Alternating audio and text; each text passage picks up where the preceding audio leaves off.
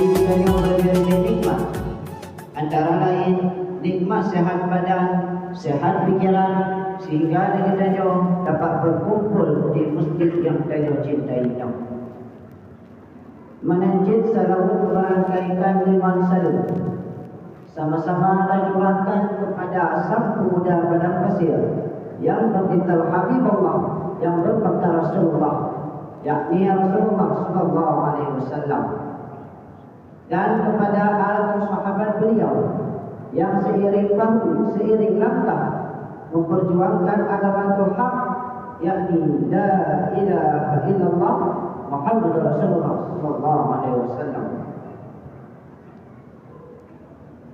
Kata-kata ketakliman ulun-ulan kepada pengisi rombong, ketua PKM, imam masjid, dan kepada seluruh masyarakat kampung nanti, wabil khusus kepada hadirin dan hadirat yang terbahagia pada malamnya.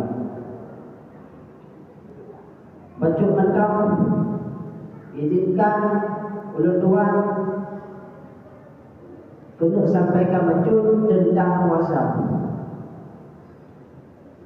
Allah Ta'ala berfirman dalam Al-Quran, A'udzu billahi minasyaitonir rajim. Bismillahirrahmanirrahim. Ya ayyuhalladzina amanu kutiba 'alaikumus shiyam kama kutiba 'alal ladzina min qablikum la'allakum tattaqun. Cuma Allah firman-Nya, wahai orang-orang yang beriman, kutiba 'alaikumus shiyam. Allah memerintahkan kepada orang yang beriman, kagak khitab ya Allah kepada orang yang beriman, menyamakan orang yang beriman, kutiba 'alaikumus shiyam. Allah telah wajib puasa atas bidanya, kama kutiba 'alal ladzina min qablikum, sebagaimana Allah yang telah wajib di atas sebelum-sebelum bidanya.